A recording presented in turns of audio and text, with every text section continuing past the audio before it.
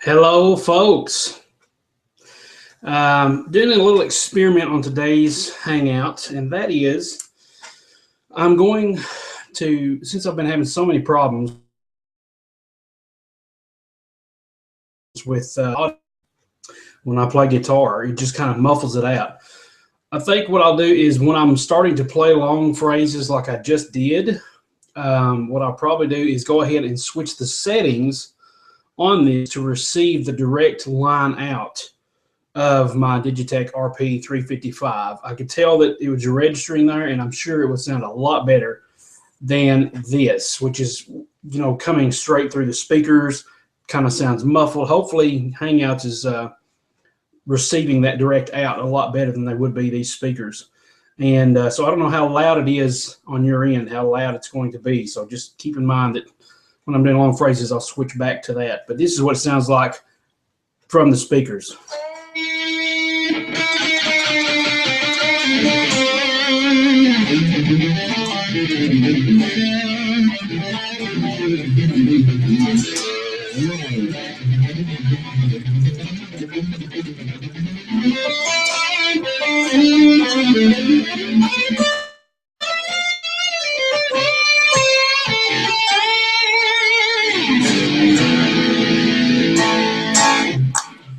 Okay, so you probably, the longer I play, the more muffly it sounds and everything.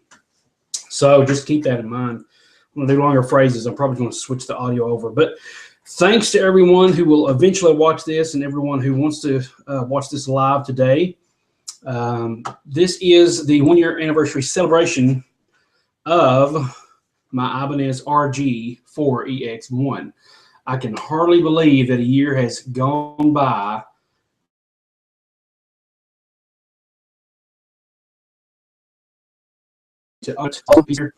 beautiful guitar. I have the links on the side if you're watching this live. If you're watching this later, pre-recorded, then you'll find the links below in the show more area, the description, right underneath. If you're watching this on YouTube, right underneath the YouTube video, there are links for this guitar. I got on Google Hangouts like 2 or 3 days after that when I was first starting Google Hangouts. I think it was like one of my first ones, if not my first. I got on Google and started playing around with the guitar and talked about the whole story behind it. So I'm not going to rehash a lot of that today. Today is more about what I've learned playing this instrument in the last year and how I've learned to keep it, try to experiments I've had with it, things like that. All that's in the description area below, or the links. Their sales are on the side if you're watching this live. Which I'll probably have to repeat that because right now I have 0 viewers. So later on, they may be on. But anyway, I actually purchased this guitar on October 31st, 2013. Yes, on Halloween, I purchased this guitar. So I for some reason, I think, let's see, let me go back. If I go to October of 2013, if I can get my Google Calendar to work, it's been messing up here lately. October of 2013. See, this year Halloween fell on a Friday, and I remember purchasing this guitar on a Thursday. So I want to see if in 2013 Halloween fell on a Thursday or if it fell on a Friday. And I'm not sure if I'm gonna get my Hangouts to, my Google Calendar here to work. Not sure. Google Calendar has been having all kinds of weird issues lately. But anyway, I'm sure you guys will figure that out. But anyway, I think I remember buying this on a Thursday, and Halloween this year was on a Friday. Didn't even think about it being Halloween, I don't think. I just wanted to get this guitar, rushed out to get it, bought it, and had about 4 hours to trying to set the thing up and get the strings where I needed them height-wise, and getting the bridge in tune and stabilized and things like that. Just this past week or two ago, I finally got the intonation adjusted. Hadn't really messed with that before. Didn't really notice a problem in it. And I thought, well, I've got to get this thing and get it ready for the Hangout. So I'm a little bit late on that. I'm a little bit like a week late on doing this broadcast, but that's okay because I definitely wanted to get it done. So today we're just going to be talking about this guitar, playing some here and there, and telling you about, the things I like about it, the pros and cons about it. And this is going to be some playing, obviously. This is probably the first guitar Hangout I've had in a while since I've changed it, the name of the vlogs or the Hangouts to Hangout Vlogs. Let's see here. This, like I said, the model is an RG4EX1. And originally I wanted to get an RG470 FM, which is flame maple. Looks just like this, had the shark inlays like I like, but it was red. And I tell the story about that in that link below where it says watch my new guitar of this guitar, and it's got a link there. But I ended up finding this at a wonderful price. I got it for $250 with the case, and I had to buy the tremolo separate because he didn't have the right tremolo, but it was only like $9 or something like that, and it's been working perfect. It's one of the ones where you can just pull it out and push it back in. I've always wanted one of those. So as it says below the description area, I've had this thing for just a little over a year, because now it's November the 5th, or the 6th, excuse me. It's November the 6th, and I've had it just a little past a year, about a week past a year, and I'm still in love with this guitar. I've managed to make about 40 videos, give or take a few, on my YouTube channel with this guitar alone, and that's including some videos that are unlisted due to being on my newsletter subscription or something like that, and some other videos I've made. Last year's Christmas videos I made with this, and Christmas is coming up soon, and I don't know if I'll get around to making any Christmas videos or not. I'd like to, but with things as they are, hectic and everything, I don't know if I'll get to it. But anyway, I made a lot of videos with this, lesson videos and just performance videos, backing track videos, things like that. And so I've made a lot of productivity with this guitar. I haven't really had to fool with it too much, as far as once I got it set up, it's pretty much done and ready to go. So it says here I'll be discussing some of the pros and cons of this particular model, which is very similar to which I just mentioned earlier, the RG470 FM and the RG350, either 350 or the 350DX, one or the other. I know that it's very similar in the style of body, the same, as far as the bridge and everything. And so some of the things that I'll be talking about, I'll go over as we go. So let's just get on into this. I've had this thing for a year, and I will tell you that if you buy, now these I don't think they make anymore, you have to buy one used, but if you buy the newer ones that are like the RG3 or 470, or even the RG350 or 450, bottom line is I don't like really the Infinity pickups. The Infinity 4 is in the bridge, Infinity 3 and single coil, that's Infinity S3 is in the middle, and the Infinity 3, just standard 3, is in the neck pickup position. I don't really like them. They're not as clear as I like them to be. Now, they're good if you just want a beginner Ibanez first-timer, guitar. They're good for that. They'll get you the power, the sound that you need. But for clarity and precision and overall tone, I recommend trying to find a guitar that already has the pickups that you're looking for, whether it be Seymour Duncan or DiMarzio. Now, I prefer DiMarzio Tone Zone Evolution up here. I don't know if I'll ever change these out. It depends on if I own the guitar long enough to think, well, I'm going to keep it for life.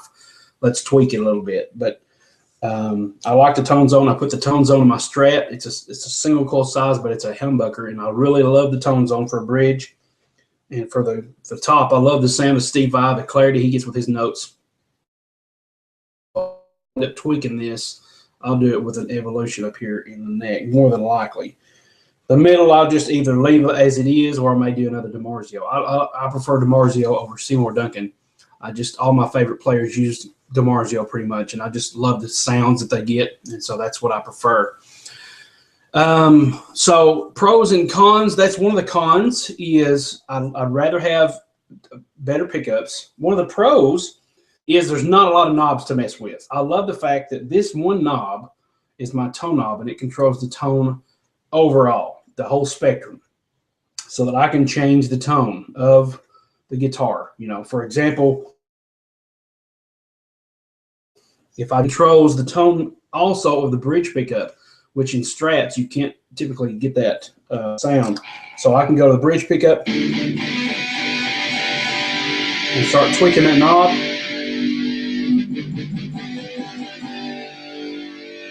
And it really fattens it up pretty good if you do that. Now, that would be good if I wanted more clarity because it's back here close to the bridge, but I still wanted a little bit of a deeper tone, so that would be good for that. I could still get my articulation and clarity and still have a little bit more of a beefy tone if I use that tone knob. Now, that's one thing I like about that. I love the burled edges on these knobs. You can see how they've got the little, they're called burled as far as I know. It's just that little, grainy texture that makes it really easy to mess with your knobs. So you only have a volume knob and a tone knob, and that's it.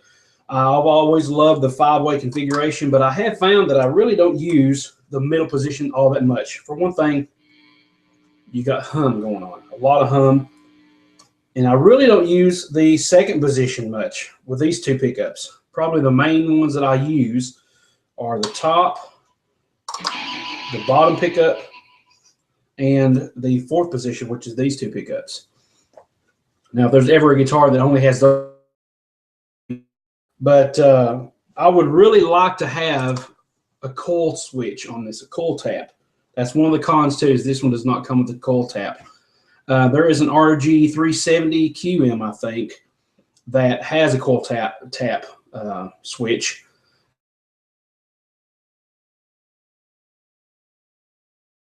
I think it did have the same Floyd-Rose style tremolo, but there's something about it.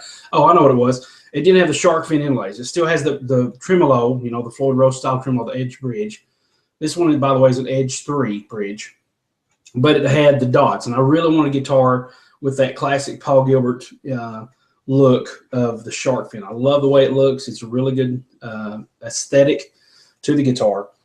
But now I see I've got one viewer on here. I don't know who it is, but as I mentioned before, you can see some of the links on the side of this video here that I'm talking about. Links like my first initial Hangout with this guitar a year ago, and my first initial impressions. This Hangout is going to be about what I think about it now a year later and my official review of it.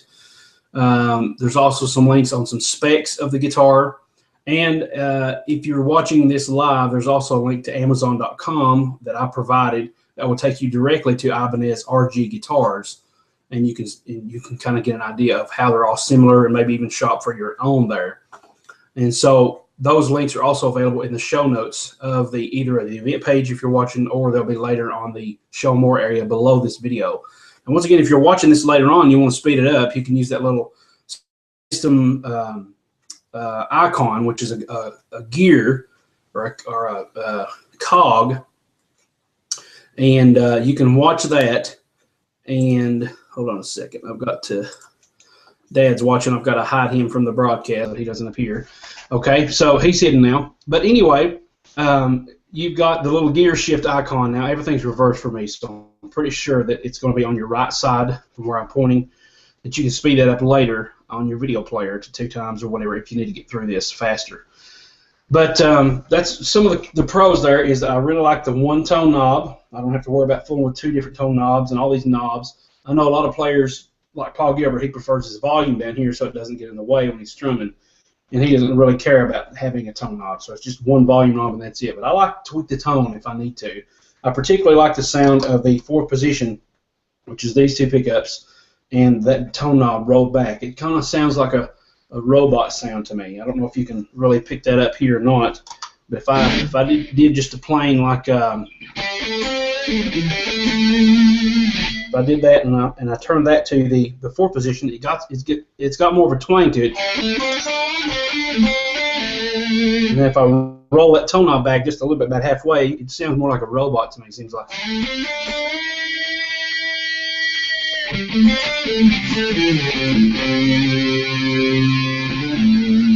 It's kind of hard to sound to get that sound across because it's this setting that I've got it on is just you're going to hear a lot of chorus and things like that. I'll probably switch as I go along these. Actually, I'll go ahead and switch this to there's one that I've got called Smooth, which I used on Smooth Groove, my backing track, and it sounds like this.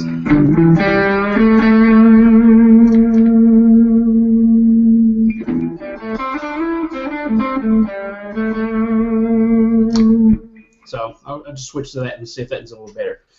Okay, so another con I have found with this guitar, now this may be my own fault, I'm not sure if it's anything I did, but this is the first thing we're talking about is tuning stability. This is the first talking point. The stability on this thing is not quite as good as I'd hoped it would be. I don't know if that's the strings that I used. Right now I'm using Ernie Ball Cobalt strings. They sent me some samples a while back, and I haven't done a review or anything on them because I wanted to play them out and see what I could come up with them. But I found that they lose their tuning stability, seems like, a little bit more than the Dunlop strings that I was using did. I use 9s to 42. That's what I prefer. It's easier to bend, it's easier on my fingers, easier on my hands, because I got carpal tunnel real bad and I don't want to have to wear them out. But I use 9s, and I find that the Dunlop strings seem like they're a little more stable than the Ernie Ball Cobalt, even though the Cobalt are supposed to have a bigger magnetic response with the pickups because they have more, I don't know if it's, I can't remember the name of the metal. I don't know if it's magnesium. I know magnesium is a mineral, but it may be a metal too. I don't know. But it has a certain type of metal in here that is a better response magnetically than standard nickel, if I'm not getting my wires crossed on that. So we have the strings that I have here. The tuning stability has not been stable the last several weeks. I've had these strings on here now probably since September, I think, I want to say, and they haven't been staying in tune as much as I'd like. Every time I pick up this guitar, I have to retune it. I found out today, though, that I played it and there's no tuning problems whatsoever. It stayed in tune, and that's because of a tweak that I did, and I'll show you that here in just a second if you're having tuning problems with your Ibanez or similar guitar. As far as why I think it may be my fault is because I need to adjust the action on this, and you do that with these 2 studs here, this one and this one down here. Now, I've read where you don't want to do this while the string pressure is applied because you can actually wear out the edges, the knife edges of your Floyd-Rose style tremolo, and it can grind those knife edges away. Now, I was actually adjusting this. I didn't want to have to fool with taking all the strings off, taking the part off, and then doing all these adjustments. That was too much of a pain. That may have affected the tuning problems. I'm not sure. But I don't know if it really has now that I picked the tuning thing up. I picked the guitar up just before I started playing, and they were in tune. So that could be an issue or not. I've read where you can actually take and put chapstick on the knife edges, and the tuning problems will go away if you're having those issues. And also, you can sharpen the knife edges just using a file. Now, you want to get on the internet and figure out how to do that for sure, or take it to somebody who knows what they're doing. but you can reshape those knife edges and make them sharper again, so that the tuning is more immaculate that way. Now, once again, this is stuff that I've learned in the past year from playing this guitar, and so I don't know if it's the fact that this is the Edge 3. Now, I've heard a lot of people have they really prefer the Edge Pro bridge, the original Edge bridge, on a lot of the more of the prestige models. Now, this is just a standard RG model. It's not prestige, it's not premium, it's just a standard. You can get one of these right now on Amazon for about $3.99, models that are similar to this. And if you click on the link below or on the link to the side if you're watching this live, there is a link to Amazon where you can go and you can see the average price range for these type of guitars is about $3.99. So I got this for $250, so that's $400. I got this for about $150 cheaper than I would have had to buy it brand new. And this thing was in immaculate condition. Still is. I keep all my stuff in great condition. I've only had one accident, and I don't remember if I banged it up against the desk or what, but there's just a little bit of a divot here. I don't know if you can see that. Let me see if I can get see that where the light's shining. That's a little bit of a issue there where I kind of beat it against the desk or something. It's very small contained here, so it's kind of an issue there. But that's the only problem I've had with it. And when I bought it, the only thing that I see that was a problem with it, there's a little scratch, a little scuff back here, and on the bottom it seems like, well, no, there was a little bit of seems like there was a hairline crack somewhere, and I can't exactly remember where that was now. I thought it was on one of the horns here. Oh, yeah, here it is. There's just a little bit, you can see that or not, a little bit of a crack happening down here, just on the finish. So, I mean, immaculate condition, beautiful body, beautiful binding here to have it really stand out. And I still enjoy this guitar. I thought to myself, well, would I want to sell this eventually and get a red one or get an upgraded one? I'm not sure. I would just like to buy another one outright one of these days. This is my first Ibanez. I may want to keep it for that reason. I really enjoy it. I've really come to enjoy playing it and get a feel for it. I have noticed, though, that my action is a little bit higher than on my Stratocaster. Now, I've been having problems with my Stratocaster recently. I'm not sure if the truss rod is broke inside the neck, but every time I turn it, it does not bend. It does not do anything. So eventually I may have to break down and get me like a better neck, like a Warmoth neck or something like that. But it's not really a priority right now. I can still play it, even though the frets are kind of buzzy and all that. But it is a big change going from a lower action like that to this is kind of a higher action. I don't know if you can really see it or not. That's about how high it is off the fretboard here. As you go down, kind of gets a little higher. But the cool thing is you can really reach underneath the strings and grab those things and bend them quite a bit. So these jumbo frets help to bend, and also the nice action kind of helps you get under the string and bend it just a little bit. So as far as tuning, when I'm talking about tuning, I mean when I first pick up the guitar, and I'm also talking about when I'm doing dive bombs or bending strings or anything like that. Now let's see what this thing sounds like just if I just played it right out. You know, I've done a few whammy bar things at the beginning of this, but let's see what it sounds like now if I play a G. Pretty much in tune. A, E, you know, it's pretty good.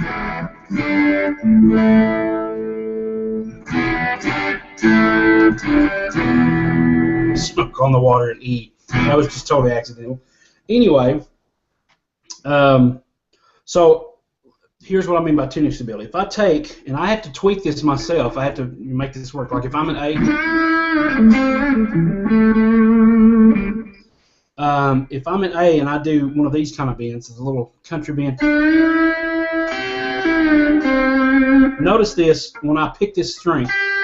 And without picking the bend, if I just bend the string and I pick that B string. Now I'm bending this. I'm picking the string that I'm not bending. I'm actually bending another string. There is a tuning instability there because whenever you bend up on the string, it causes your bridge to come forward. And so when you do that, it flattens all the other tuning of all the rest of the strings. So if I try to do another one,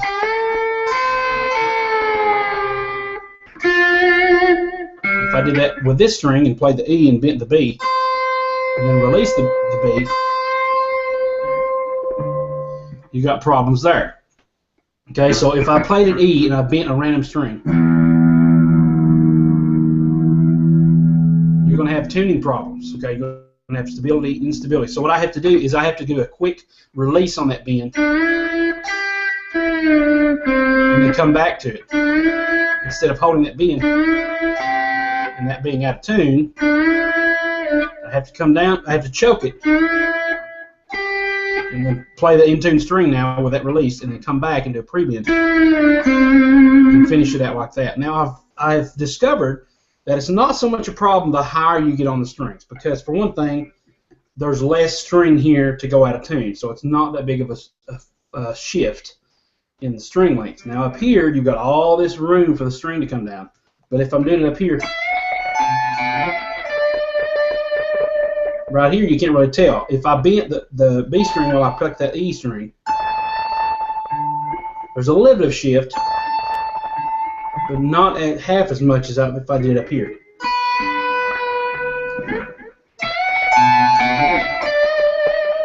And I discovered that, you know, playing a lot of Journey songs where he does.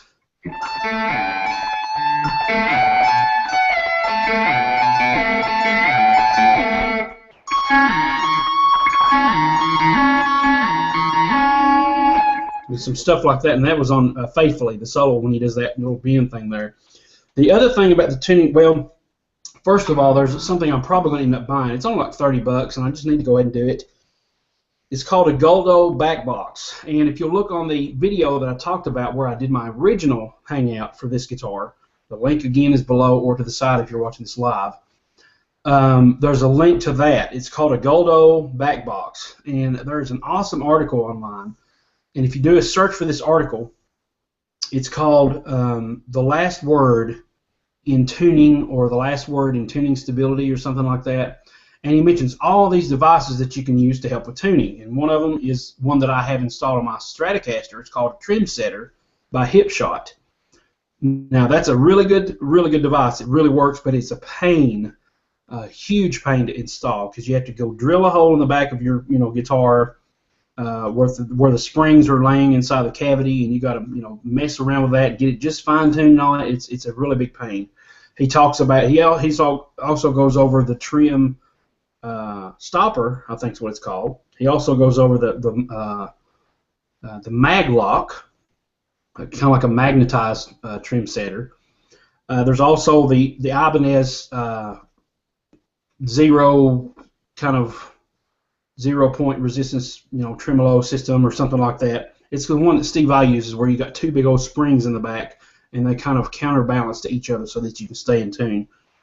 But he says the best one that he's found is the Goldo Backbox, and it's just a simple little tool that you screw one hole in the back of the cavity, and it's got a little spring that pushes up against the block of the tremolo, and it's got a little felt tip on it so that you don't hear like a clang, clang, clang every time you use it.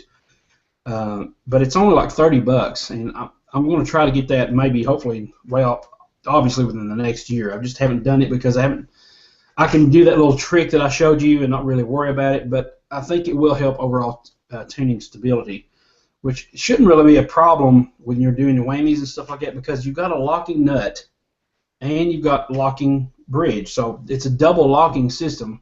I don't know why I have so much problems with it having tuning issues, but it would supposedly fixes that tuning problem when you bend up and the rest of the block comes forward. It supposedly fixes that, and hopefully it would fix the dive bomb too, because it would kind of like set its own little 0-point system there. So, for example, if I'm doing like dive, now I hate to get this thing out of tune, but it may or may not work. But because of the trick that I'll show you here in just a second that I did on the back of the guitar to maybe help with the tuning. So here's a dive bomb. Now let's get on a different setting here.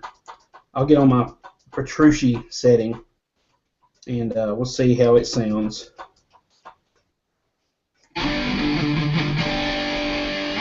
Okay, so that's kind of coming through. Let's do a couple squeals on this, and I'm going to use my bridge pickup to get more harmonics.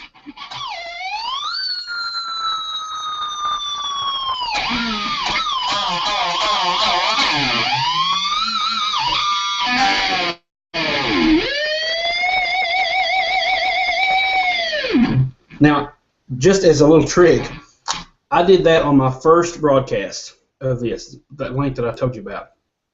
And the B string was just a hair out of tune. And that's the only issue I had at all with tuning. And I just beat the snot out of the whammy bar here just to see how the tuning would hold up. And that's what I did here just now. So let's see how it holds up with that G now. Cross those fingers. It sounds pretty awesome to me. Actually, there's hardly any tuning issues there. I mean, it sounded amazing. I don't know really my thoughts on that now as far as the whammy bar and everything, because it actually stayed in tune pretty good just then. And I think it's because of the trick that I've been telling you about.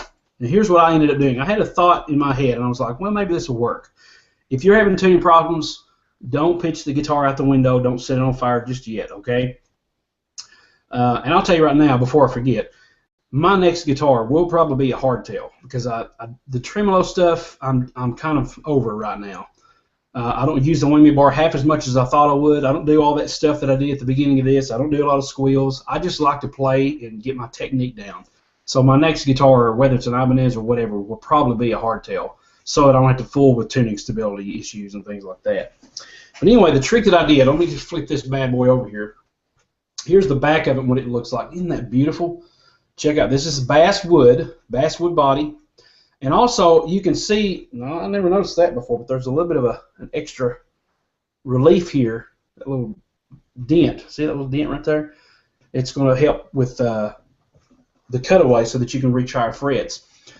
But there's a specs on the bottom. It says specs on this guitar, and it's just like a little wiki article. And you can go to the side, too, if you're watching this. It's just a picture of the guitar. The body is made of basswood, and look at that wonderful color, that translucent pattern there. The front is quilted maple. So with a maple top, you're going to get more of a bright sound. So that's really cool, because I don't want like deep, heavy metal sounding. I like smooth, crisp tones. That's not just too just I don't even know how to explain it. Just too muddy and dull, and I don't like a lot of that. I like a nice high end with enough bottom ends to get the bass that I need. But with a maple top, you're going to get a nice brighter sound. Rosewood fretboard. Like I said, it's a basswood body, and the neck is a Wizard 2, and I always get this confused. It's a Wizard 2 neck, but an Edge 3 bridge, and I always get confused. Is it Edge 2 or Edge 3 or Wizard 2 or Wizard 3? If you look on that wiki article, it shows you all the specs on this guitar. One of which is that this was originally made for Guitar Center. It was kind of like a promotional thing for them. So that's a really cool feature that I found out. But anyway, back to this little trick. Now here's one trick that you can do, and that is I've got every one of the screws taken out, because I don't want to have to fool with unscrewing this thing every time I need to get in here to set it up or whatever. Right here is the access for the tremolo height, how high you want it. And usually, now I talked about this too on that first Hangout, but I want it to clear that top knob. I don't want it laying down on the top knob. I want it to clear it. So you can adjust the height of that tremolo. And also, as I said on the first Hangout, back here, if you'll raise that up, you see that little gap right there on the bottom. There's a little bit of a hole of a gap there. That little hole is where you take an Allen wrench, and I think it's 2 millimeters, and you adjust the torque. In other words, you adjust how loose it is. Like if I pick it up here, it falls down because I need to adjust the torque. Now I found that I have to adjust this thing about once a month if I'm really that annoyed by it. Usually it doesn't bother me too much. It goes where you want it to stay for the most part. But if I find it keeps going down, I'll take that and tweak it just a hair. Don't do too much, because it's hard to get the thing in and out if you do that. So now let's see what it sounds like after I did that little dive. Now if I ever have problems, I've noticed that I can just take and just wiggle it just a little bit up and down, and it kind of resets it back to the tune. So awesome. So here's this little trick. You take, and these are, like I said, these are unscrewed, and one of the first tricks I did was, I learned this from Steve Vai, is you take and Velcro the back of this so that you can just pull it off. You don't have to worry about it, which, by the way, Steve Vai signed the back plate for this back in last year, 2013, I think, when me and my brother went to see him. So I did that. I Velcroed this so I can take it off. Now, there's all kinds of things you can do to block the trim out if you don't want that, you know, messing around and you want it to be stable. I could do that if I want to. I don't want to. I've heard of people using quarters, a stack of quarters, and putting it back here to block it off. You can use a Tremolo. I've thought about doing that instead of the back box, but I'll probably go with a back box because I like that flexibility to go up and down. But a Tremolo basically makes a hardtail out of the bridge. But the trick that I've decided to do was these springs were actually straight. They were going from here straight, this one's straight, and this one was straight as well. I thought to myself, what if the springs, instead of being so far apart, were actually more pivoted towards like a central focal point. And so I went ahead and undid this little, this is actually screwed on. I undid this little block here to keep them from snapping out. I undid that, and I put these a little wider.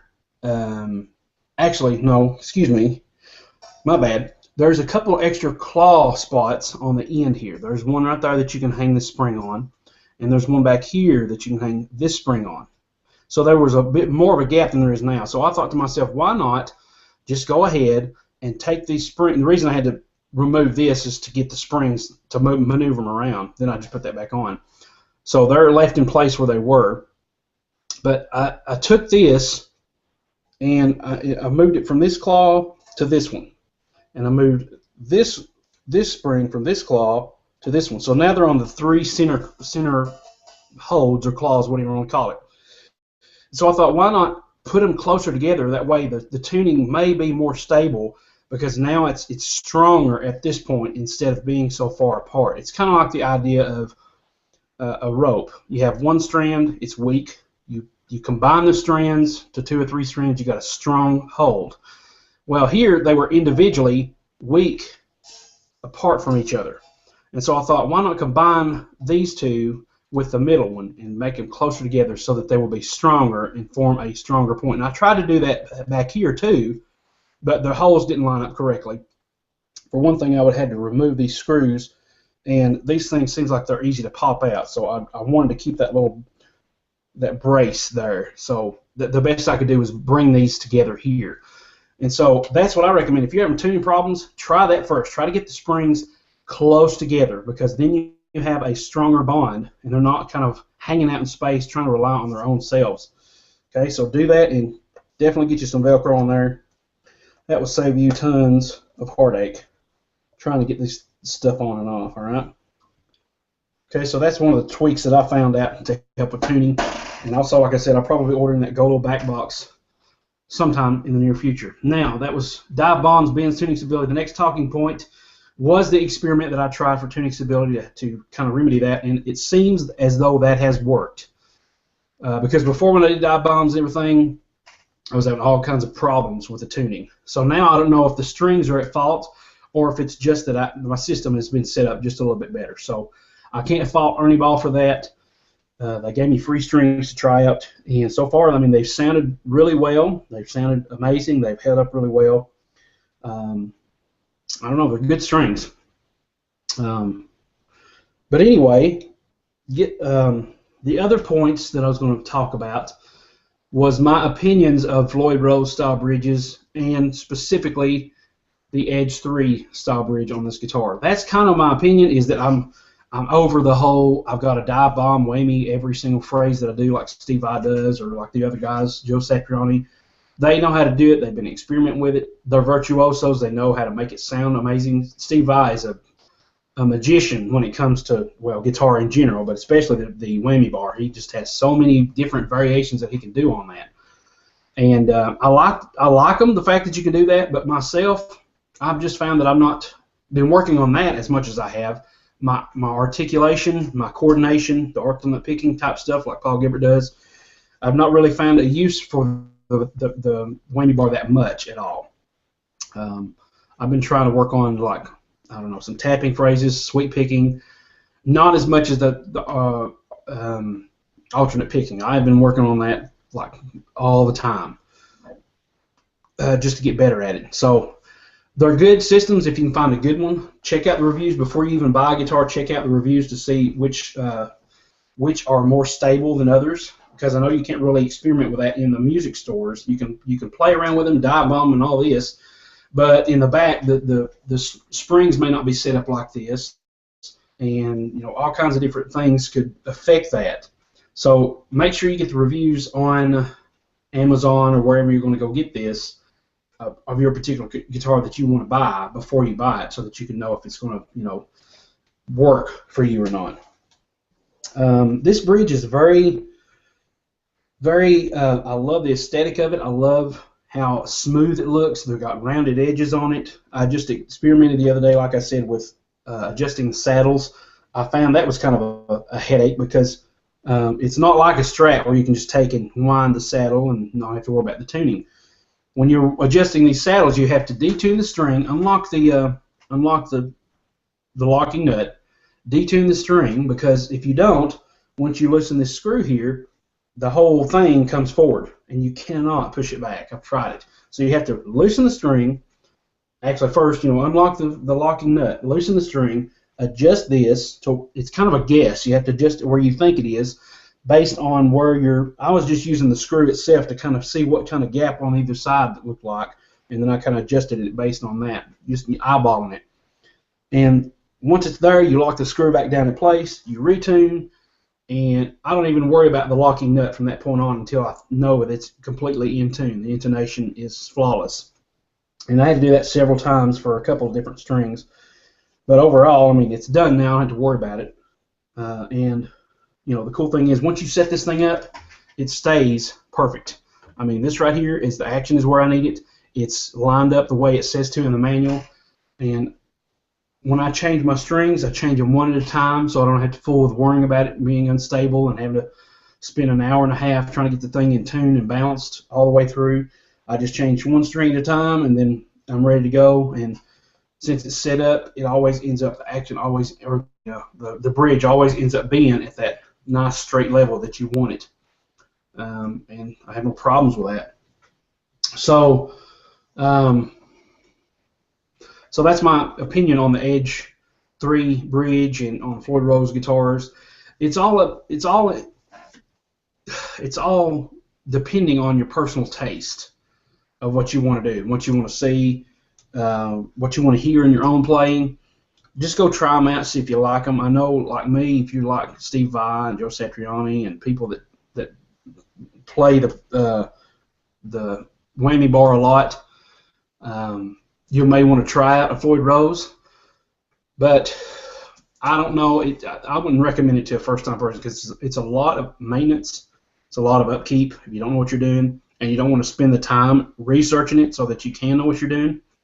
Just stick with a standard Strat tremolo, because it's floating, but you don't have to worry about the locking mechanisms and all that. You can just kind of try to get the tuners to work the way you need to, and there's all kinds of theories on the best ways to tune guitars and all that. There's actually a guy on YouTube called Frudua, F-R-U-D-U-A. He's really good at the tuning stuff. He talks about all the different fulcrum points and the points where the strings are actually bent, and the science and the mechanics behind why tuning issues happen on Strats and things like that, and how you can prevent them from happening using the whammy bar. And I actually got a link to one of his videos on the previous Hangout that I've been talking about, where I first did this guitar. The link on that's below, or to the side if you're watching live, where it talks about how to tune a Floyd-Rose in 2 minutes. And that blew me away. I tried that, and I think it's just I didn't know what I was doing. It probably works, but I tried it when I first got this, but I had so many headaches with trying to get the action right and all this, and it took me longer than probably what it should have. So the other thing was playability. Now, playability on this guitar is a dream.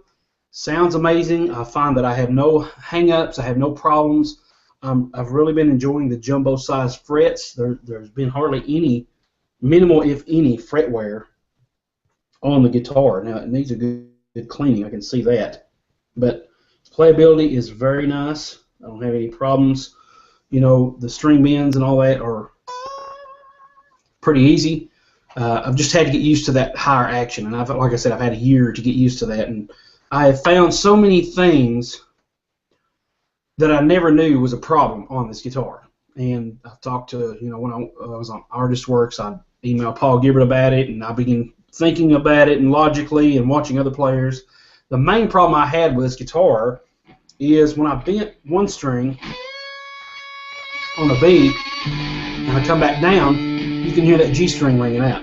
And so how in the world could I mute that G string? All kinds of problems. And I finally was watching Joe Satriani, and I don't do this every time. I know there's a lot of muting you can do with this hand right here, but that's another problem with these bridges is when you lay your hand on it really gets the guitar out of tune. Just the slightest amount of pressure will get this thing out of tune. So you really have to find a place where you can rest your hand, get the tone from the string, but not get the thing out of tune because you're laying on the bridge. You really got to find a good balance there. So what I ended up doing, I watched the players, and I remembered that Joe Satriani and Steve Vai and some of the others, when they do a bend, that first finger comes up. So that when you come down, this is muting everything. Now, I'm not pressing anything down, but as I'm coming up, that first finger is taking care of those strings that are muted, or that need to be muted, that I can't really get with this hand. Now I can come down, and usually I can mute this.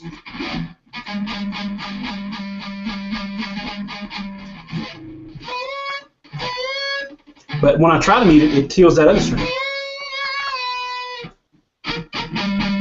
And it's just it's a balancing act. It's like you're on a tightrope and you got to get everything just right. So what I do now is I try to use muting techniques. There's a lot of good ones from Artist Works, the Paul Gilbert school, and he goes over muting and some things I never thought of. But one of them is, now he didn't say this, but like I said, I discovered this by watching Guitarist, is when you're bending with a ring finger or even the middle finger, that first finger needs to come up to kill those other strings. And that's just a habit I have not developed quite all the way yet. I want to get all three of those strings, all three of my fingers on one string, especially if it's a hard bend. Now, right now, the tops of my finger are muting the G string, but when I come down, that releases. So if I do this, you can hear the other ones, but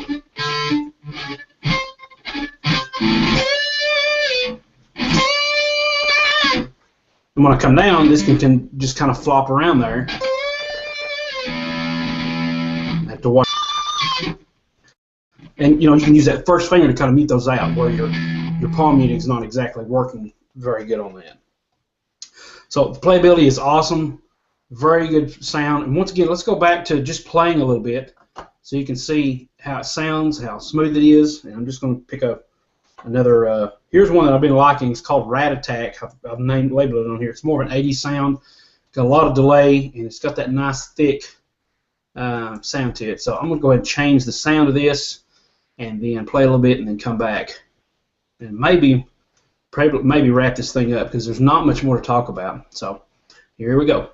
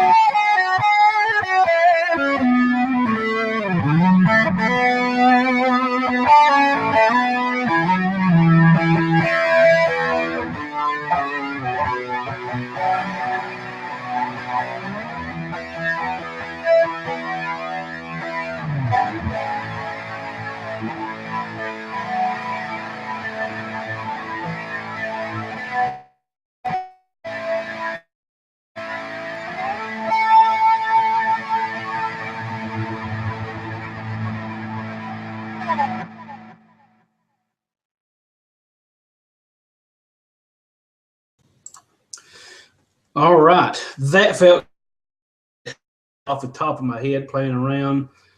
Cool chord progression, actually. Let's see what that was. We got an A. We got a D.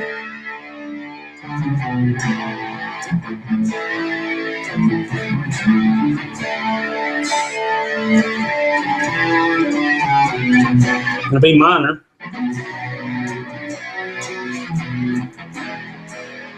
E, got that B minor.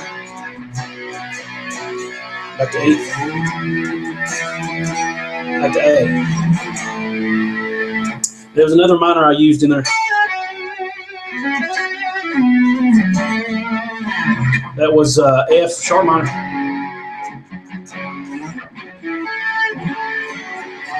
Which is a B minor shape here at the 9th fret.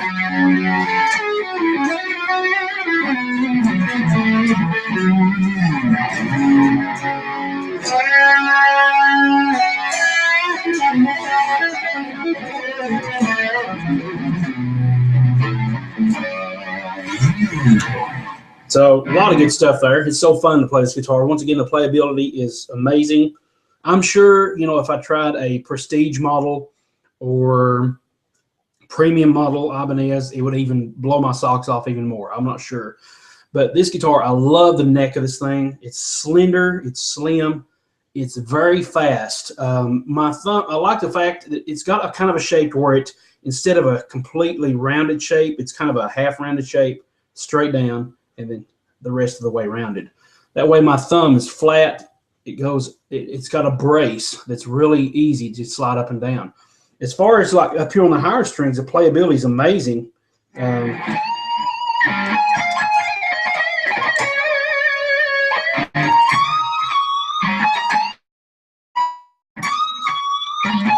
Now notice when I come up the,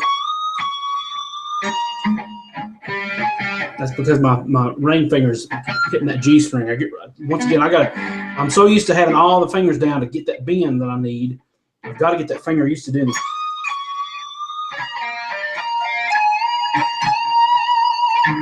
At first, it's so hard to get these playability, get the high notes. I'm not used to having that little bit of space on the fret.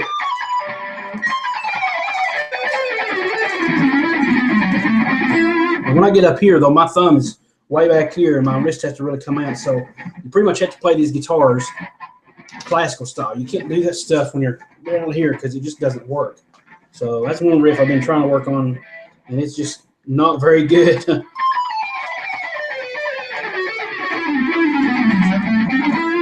It's the riff to technical difficulties.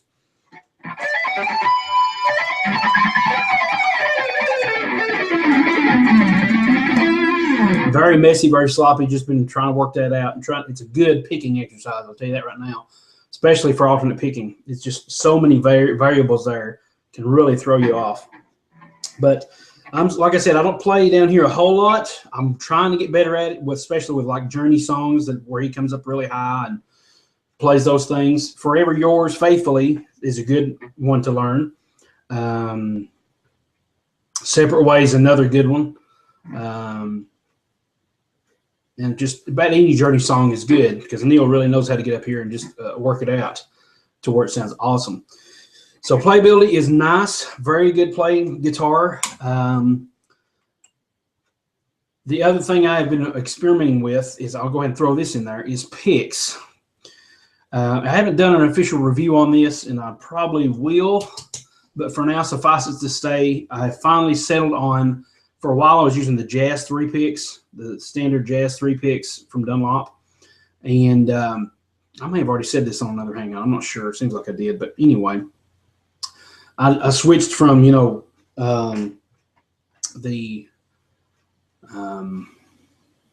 the name of that place? Let me find it here. My picks. I got my whole pick stash here. I know if we know that. Dava picks. I switched from using the Dava picks. There's all picks. Using the Dava picks because I like the sharpness of those, but they had too much give. I didn't like the fact that they was really thin in the middle, and so they're very flexible. I switched from using that, and basically I've settled on the Jazz picks. But I don't like the size of these. I don't like how small they are. I ended up getting me some John Petrucci Jazz picks.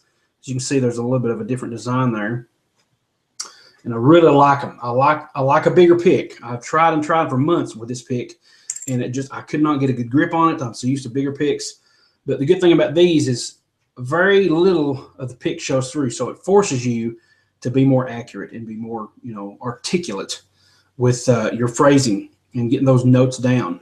But I don't like the smallness of that, so I got the JP, and it feels more comfortable, and I've got more surface area to grab onto, and I could still use just a very, very little tip of that and really blaze some notes like I need to.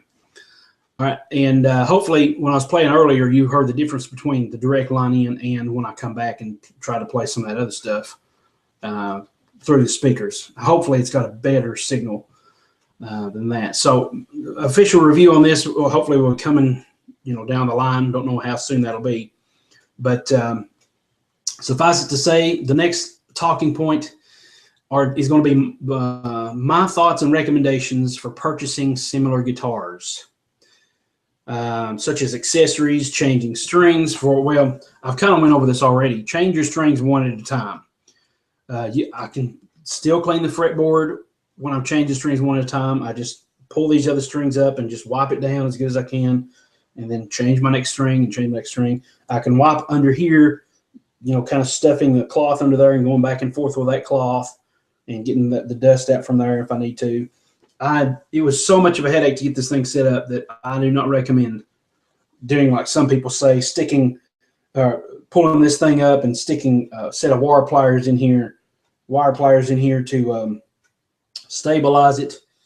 And I tried that and it didn't work too good for me. So I am one string at a time when it comes to Floyd-Rose guitars, and that just seems to work the best and give me the least headache in doing that. So when you're changing strings, do it one at a time on a Floyd-Rose style guitar. It really will make a difference. Accessories, if you buy this new, chances are it's going to come with the right, the right tremolo bar.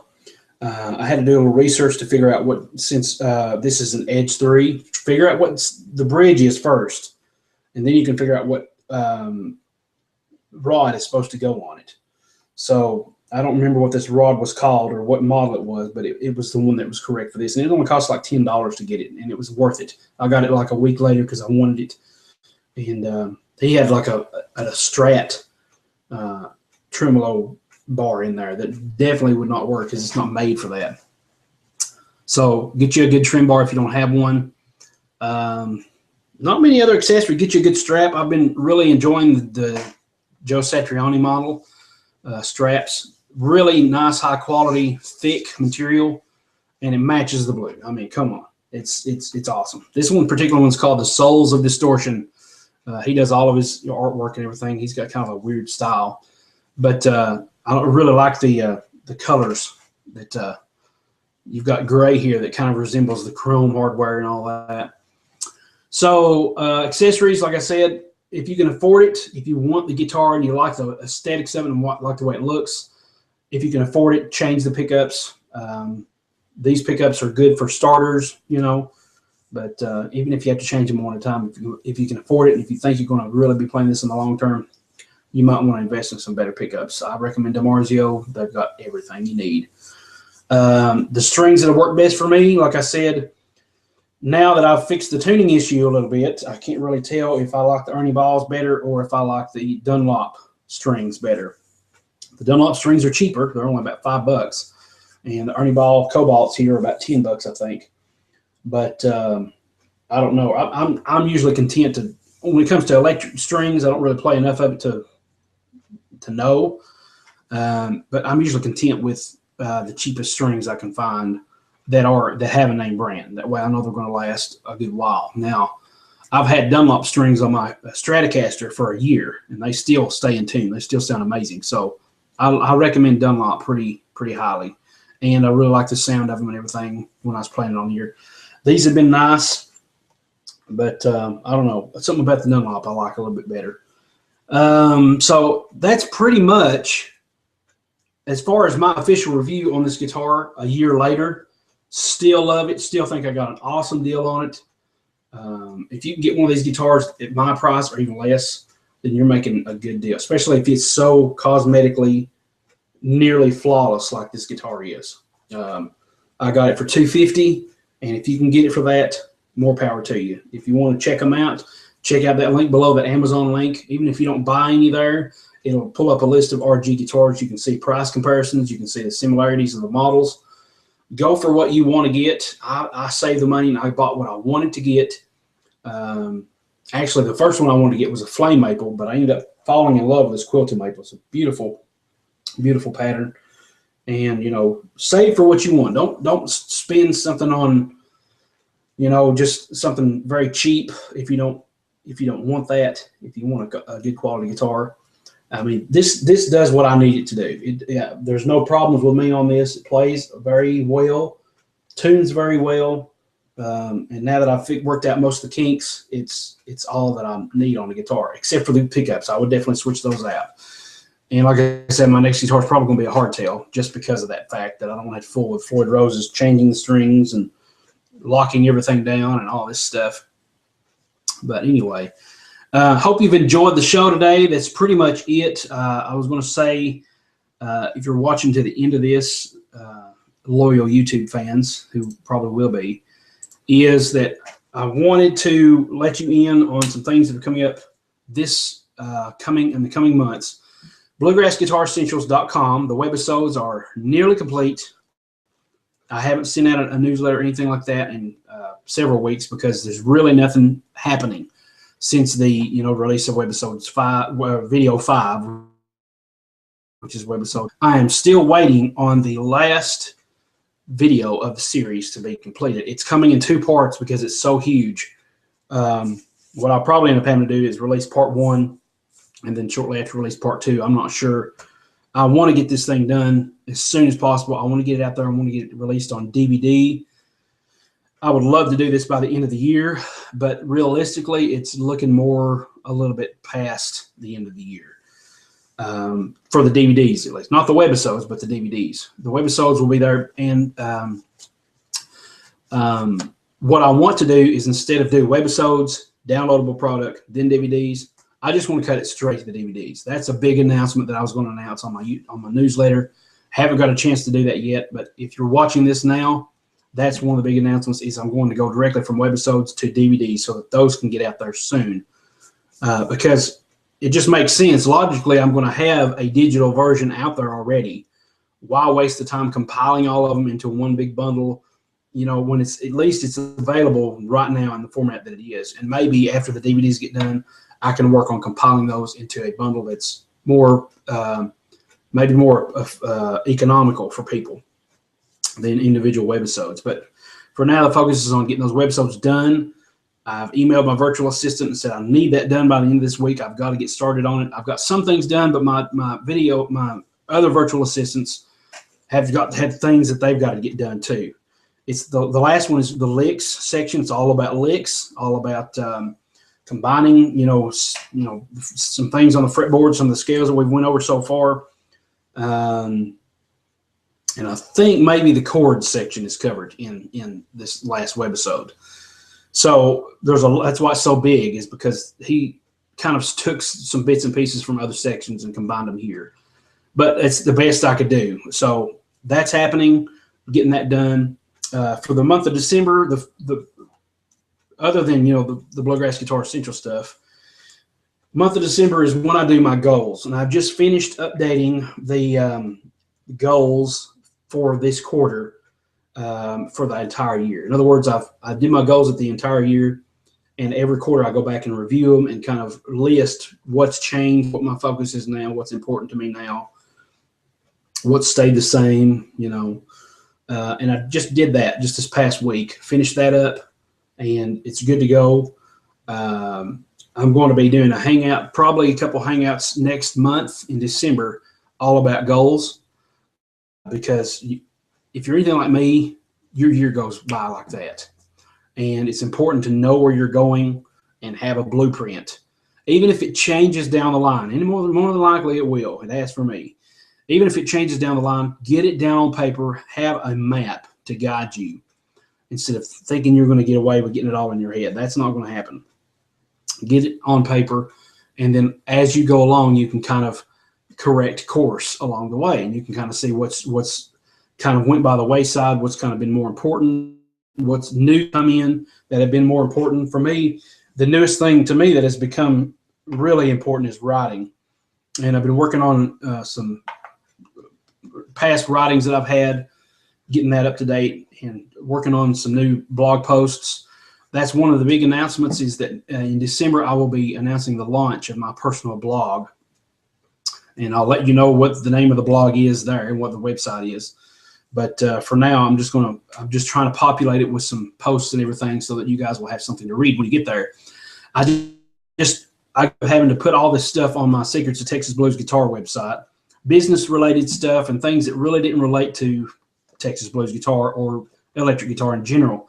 And I needed a place to post all that material. And I didn't want to start doing that with my Bluegrass Guitar Essentials course. I wanted that stuff to relate to bluegrass guitar. So everything else, business stuff and writing and all these other things that interest me, I needed to have a central place to do that. And if I have a product release, I can announce it on there. If it has nothing to do with bluegrass, or if it has nothing to do with Texas blues, it may be something to do with something totally different, I can announce it on there. So I'm going to be releasing the launch of that, announcing that. I've been working on it pretty heavily. I just wanted to place of my own to just, you know, write this stuff down. And if you're interested in things that are, it's still going to be some things guitar, but it's not devoted to guitar stuff. That's what YouTube is mainly, is guitar stuff and business stuff now. But this is just going to be a place for me to just sit down and write whatever I want to. So I will be announcing that. It's going to happen in December, which is one of the reasons why I probably won't be able to do many, if any, electric guitar videos, Christmas things. So I've got plenty of those in the backlog. If you want to look up for a playlist called "'Tis the Season" on my channel, if you scroll to the very bottom playlist on my channel on YouTube, and there's all kinds of Christmas videos there if you want to watch those. So, because I don't think may not be able to do one this year. We'd like to do at least one, me and my wife. We tried that last year, and it worked out really good. We'd like to do, at least one together. We'll see. That's all I can say. I'm not sure if that'll happen. But just wanted to let you in the know on that and talk about the new blog that's coming out. And I'm going to be doing Hangouts. As far as focus on next month in December, the Hangouts are going to focus on probably one, maybe more than likely two, at least, on goals. Just the goals that I've reviewed over the last year, how my goals have changed, how things have, come into focus a little bit more. I realized just the other day that I've been working on Bluegrass Guitar Essentials for 1 year and 8 months, almost 2 years. From the time I sat down and mind mapped the whole thing, to outline, to recording the videos, to getting everything lined up to webisodes. And by the time the DVDs are released, it'll have been 2 years or a little over that of working on this project. It's time to do something else. And more than likely, my writing is going to be the main focus for 2015, which is hence the reason I need a blog of my own to write things on and do articles and things like that. So my writing is probably going to be a focus. I still do YouTube videos and things like that, but as far as releasing any new guitar products, more than likely won't happen unless I just get a wild hair and just go for it and I've got to get it done or something, And if I do release a new product, it will be very small, very short. It won't be another 6-disc, 7-disc project like both of this and Texas Blues Guitar has been. So if I'm rambling, I apologize. Like I said, you can speed this up later on if you're watching this. But I just wanted to get that off my chest. Number one, next month's focus is going to be on Hangouts, dealing with goals that I've reviewed over the past year, what I've learned since establishing goals. Probably work on goals for next year and show you some good resources that you can begin with your goals in mind. So basically the past goals of 2014 and the goals that I need to work on for 2015. I usually use the whole month of December to do that. I probably should even start the middle of this month. I may even do that. I don't know. And then also the webisode update and also the new blog that I'll be releasing next month in December, because that's where a lot of my stuff's going to be posted that's not guitar related to YouTube. As I talk about like business, writing, books, reading, music, stuff like that. This is going to be what I wanted to consider my central hub for everything I do, and that is going to be my personal blog. Okay, so I wanted to have a central place where I could just be myself and talk about things I'm interested in, and not flood YouTube with that, because YouTube, they know me. You guys know me for guitar. Lately, it's been more business stuff, kind of interview things like that, which is okay because that's the whole guitarpreneur focus, entrepreneur, guitar, stuff like that. But I'm interested in more things than that, and that's why I need my own personal site. So that's what I wanted to talk to you guys about. Hope you've enjoyed this hangout. Hope you've enjoyed learning about the Ibanez RG4EX and all the other models I was talking about. I recommend an Ibanez. My review of this guitar is amazing. 1 year later, still amazing. Still sounds great. No problems. Hardly at all. Especially since that little tweak I talked to about earlier about adjusting the springs in the back to be closer together. So I hope you guys have got some value out of this. And I'm going to say sayonara for the day. Thanks so much for watching. And please check out www.bluegrassguitaressentials.com and www.secretsoftexasbluesguitar.com, as well as the links below in the show more area of the YouTube video if you're watching this on YouTube. Check those links out for all things Ibanez and everything related to this topic as well. So I'm going to sign off here, guys. Thanks so much for watching, and I'll see you guys later. And when I do a review on these picks, I will leave you some links on that review of where to get these picks. So I'm going to get off here, guys. Get me a little bit of lunch. It's a little late. It's almost 3 o'clock my time. I'm having a late lunch. That's fine. But it's been an awesome day. I've enjoyed sitting here playing with you guys. And leave me some comments below if you like this video, if it's been helpful to you as far as, purchasing an Ibanez guitar. And also let me know what you think about the difference between this. I'm really curious about this. The difference between the speakers, the sound of the speakers, me playing on the speakers. Every other hangout I've done with just relying on the speaker sound Google's Hangouts have kind of muddled that audio, and it's really sounded terrible. And I don't know, I'm curious to go back and see this for myself, how much clearer and crisper, hopefully, the direct input sounds. The only thing I've got to worry about, I don't have to fool with a mixer and all that to do this. The only thing I got to worry about is making sure when I get done playing, if it's direct in, is to go back and change the settings back to my microphone on the webcam, or otherwise I'll be talking here and nobody can hear me because I'm still on direct in. You can't hear anything other than the guitar. But the cool thing is when you're doing Hangouts, you can see the little volume meter down there, and it tells you if sound's coming through. So just some tips on Hangouts and guitar playing and all kinds of stuff. So I don't know. I always feel like I'm forgetting to mention something. But either way, whatever I forgot to mention or whatever, it's going to be in the show notes below. Thanks so much, guys, for watching. Thanks so much for being patient with me. Like I said, these Hangout vlogs are mostly about talking. They will hardly ever be about, you know, let's play a lot of guitar. Sometimes they will, but most of the time it's just for me to talk to you guys and to give out free information and content, stuff that I find important and helpful to others. Otherwise, I wouldn't bother doing it, okay? Thanks so much for watching, guys. For the last time, I'm going to get off here, and I'll see you guys in the next video. Oh, by the way, stay tuned the next couple of weeks. I've got a video, 2 videos actually, of a song that I've worked on for years, and just decided to sit down and just play, just practice it. I've noticed that Rick Graham and a lot of the people do that. They'll just do, okay, here's a 50-second video of just me playing some licks, or I just wanted to record some practice stuff I'm doing. I want to do more of that stuff. Just sit down and play and just record it, and just maybe you guys can learn something from that. I don't know, but instead of having to make it so professional and, oh, I've got to have a backing track, I've got to have this song well polished before I do it. No, I'm just going to sit down and play if I've got something in mind. Then maybe later on I'll come out with a more polished version. I don't know. But those are 2 videos, the actual performance of this song. It's called Ambrosia, so be on the lookout for that. And I'm also going to release a video on the licks used in that song. And there's some cool licks in there, some cool shredder type licks, really fast hammer-on licks and fast ascending scale licks and things like that. Really cool tune that I come up with a while back. And I thought, man, I just got to sit down and work on this and just complete it and do it. And maybe I'll release a backing track on that. But at least now the video lesson for those licks will be available. So those are going to be done, and I'm going to sign off for good, guys. Sorry about the rambling, but that's just how I am. And you can always speed it up if you have any problems with that. So thanks so much for watching. I'm going to get off here. For me and the Ibanez RG4EX1. See you guys later, and God bless.